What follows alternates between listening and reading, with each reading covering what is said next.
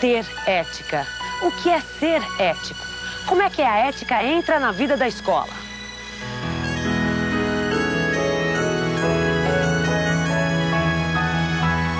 Este é um tema muito difícil, mas muito importante. Ética, o tema transversal deste programa.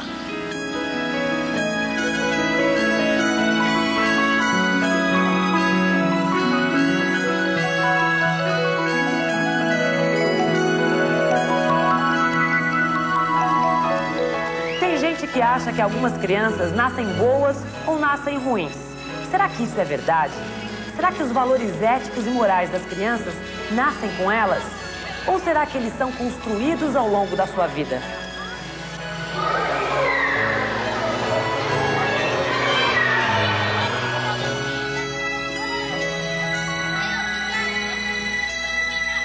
Ninguém nasce bom ou mal, ninguém nasce justo ou injusto, solidário ou egoísta, cruel ou doce. Na verdade, a moralidade de cada um de nós tem uma história. História que se confunde com nossa própria história de vida e que é feito do que vimos e ouvimos aqui e ali, na família, na rua, com os amigos, na escola e, sobretudo, feito de experiências concretas, de vivências. A moralidade se desenvolve e é um árduo e longo percurso, nunca acabado. Digo nunca acabado porque é um erro pensar que os adultos têm uma moralidade pronta, uma ética fechada, imutável. Se é verdade que o adulto se desenvolve, que a sua moralidade muda, também é verdade que a fase da infância é de extrema importância. A moralidade da criança passa por várias fases. Seus valores se modificam, a compreensão das regras se modifica e, evidentemente, suas condutas e responsabilidade também mudam. Em linhas gerais, esse desenvolvimento segue o seguinte caminho. Em primeiro lugar, passa de uma menor para uma maior compreensão das regras. Antes, a criança pensa as regras ao pé da letra. Mais tarde, pensará as regras em seu espírito. Em segundo lugar, os valores começam por ser pontuais, limitados, contextualizados. Em seguida, a criança terá, o adolescente terá um sistema de princípios mais abrangente. E, em terceiro lugar, a criança pequena depende muito da autoridade, notadamente dos pais, para saber o que é certo ou errado, agir de um modo ou de outro. Mais tarde, ganhará em autonomia moral, entendendo por autonomia moral a capacidade de pensar por si só valores e regras de conduta. Você acha que a gente pode julgar a ação de uma criança de 6 anos do mesmo jeito que a gente julga a ação de um jovem de 14 anos? É claro que não, porque a diferença é muito grande, porque a capacidade de entender e respeitar as regras só vem com o tempo.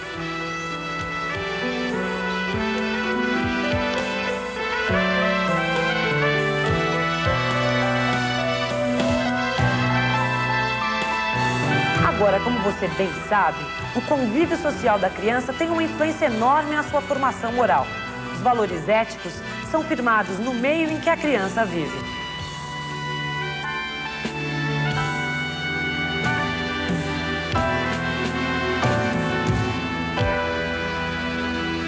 A moralidade se desenvolve e esse desenvolvimento tem as suas raízes em experiências concretas, em vivências.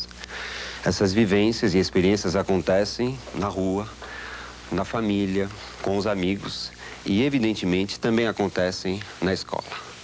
Portanto, quer queira ou quer não, a escola participa da formação ética de seus alunos. Vamos ver alguns exemplos. Os livros didáticos. Sabemos que eles não são neutros e que eles passam valores. Outro exemplo, a instituição escola, com sua hierarquia, com suas normas, com suas punições. Também, nessas características estão explícitas dimensões éticas. Terceiro exemplo, as relações professor-aluno ou as relações entre os alunos. Também são inspiradas em princípios éticos explícitos ou, frequentemente, implícitos. Portanto, a escola participa da formação ética dos seus alunos, influencia a moral dos seus alunos e ela deve fazer o melhor possível. Mas como fazer? Não bastam uma ou duas aulas de educação moral, broncas incessantes, ou então belos discursos ou frases edificantes colocadas na lousa. A experiência já foi tentada e não deu nada certo. Por quê? Porque com essas experiências os alunos repetem frases feitas sem sentido para eles e que, portanto, não influenciam o seu comportamento. É preciso, portanto, encontrar novas formas para a formação ética dos alunos. Eu sublinharia duas. A primeira, fazer com que os alunos se apoderem racionalmente dos valores e das normas morais. A segunda, cuidar do convívio escolar.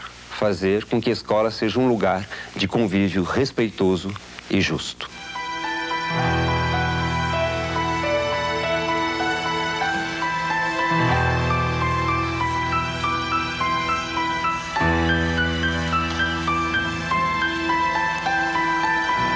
Dignidade, igualdade, respeito mútuo, justiça, diálogo, solidariedade.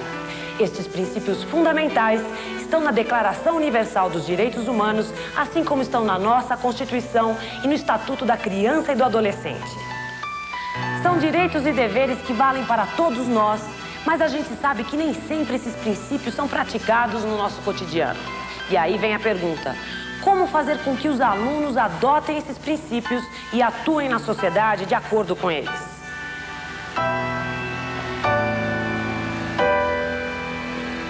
Vamos agora falar da prática, tomando o exemplo, o da dignidade do ser humano. Este valor é um valor central na ética contemporânea moderna e também inspira a Constituição brasileira.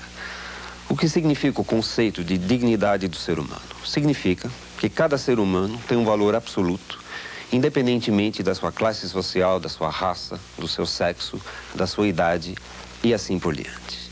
É um valor básico na moralidade moderna. Como trabalhar este valor com os alunos? Em primeiro lugar, é preciso fazer com que eles se apropriem deste valor, reflitam, pensam sobre ele. O que é ser digno? O que é ter, por exemplo, condições dignas de vida? Eu sublinharia que também, nesta hora, tem que se trabalhar um duplo aspecto do valor dignidade. Quando alguém faz uma violência com outra pessoa, está, evidentemente, ferindo a dignidade alheia, mas também está ferindo a própria dignidade. Ao procurar rebaixar alguém, a pessoa se rebaixa a si mesma. Por isso que a gente fala em comportamento indigno. Portanto, em resumo, fazer os alunos entender o lugar primordial da dignidade na moralidade. Mas não basta uma apropriação racional. É preciso também cuidar do convívio escolar. Quando um professor humilha um aluno porque este deu uma resposta errada ou foi mal na prova. Quando um colega humilha outro dando-lhe um apelido cruel. Quando, enfim, a criança vive por situações desrespeitosas. Ora, isto faz com que ela se afaste do valor pretendido. Não é possível aprender a respeitar sendo sistematicamente desrespeitado. Não é possível aprender a dialogar sendo sempre censurado. Não é possível dar valor a si próprio sendo sempre desvalorizado. Portanto, é preciso fazer com que a escola seja um lugar respeitoso, justo, digno, solidário e que, vivendo nesse meio, a criança apreenda e aprecie essas qualidades e depois as pratique fora da sala de aula e também as exija para si própria.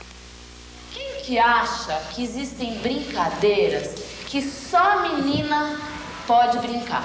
Boneca, amarelinha. E meninas, o que vocês acham disso? Vocês acham que só a menina que pode brincar? Todo mundo concorda com o que eles falaram? Concordo. Não? Quem? Os meninos, algum menino discorda? Aline, você discorda do que ele falou? Amarelinha tem menino brincando de vez em quando. Boneca foi feito pra menina, né? Foi.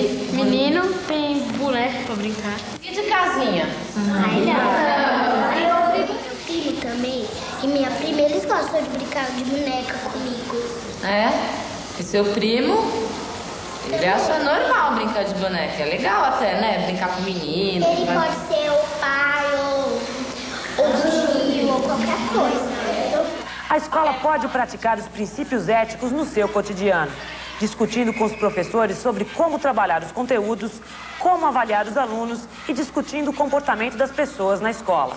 Depois de toda a nossa conversa, quem acha que tem brincadeiras de menina que menino não pode participar? As mesmas coisas que a gente falou. Vocês mudaram de ideia um pouco?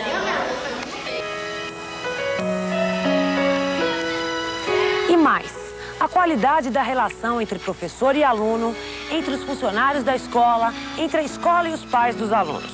Tudo isso é tema de discussão sobre ética. Tudo isso faz parte da formação ética de professores e alunos.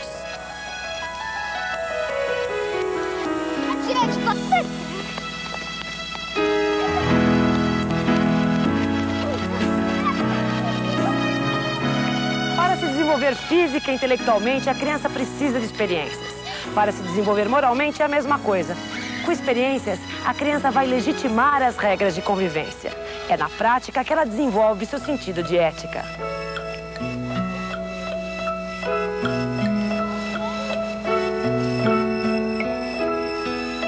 A escola transmite valores o tempo todo, seja através dos conteúdos, seja pela forma com que os trabalha. Seja na sua organização interna, nas suas regras ou na relação entre as pessoas que fazem parte dela. Os valores éticos estão sempre presentes. Por isso, não basta falar. A escola deve agir com respeito, com justiça, com honestidade, com dignidade. Deve agir de acordo com o que ensina.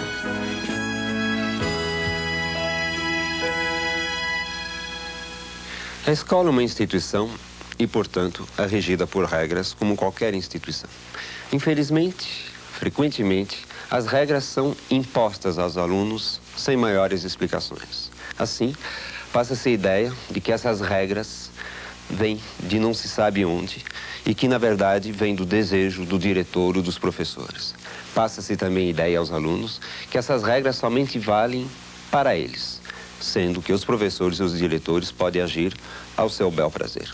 Resultado: às vezes, assim, criam-se alunos totalmente conformistas, sem independência, ou então, pelo contrário, pessoas rebeldes que sistematicamente desrespeitam toda e qualquer lei, mesmo quando essas leis são boas. As crianças precisam entender que as regras não caem do céu, ou não vêm de lugares misteriosos, mas que são criadas e legitimadas pelas próprias coletividades. E, em sala de aula, as oportunidades não faltam para, em assuntos peculiares da turma, as crianças criarem, junto com o professor, regras, legitimá-las e segui-las.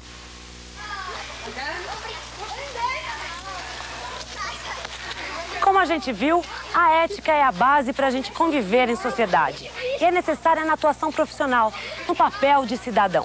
E como tantas outras coisas fundamentais na formação de uma criança, a ética também se aprende na escola. No próximo programa, a gente se encontra para discutir mais um tema transversal. Até lá!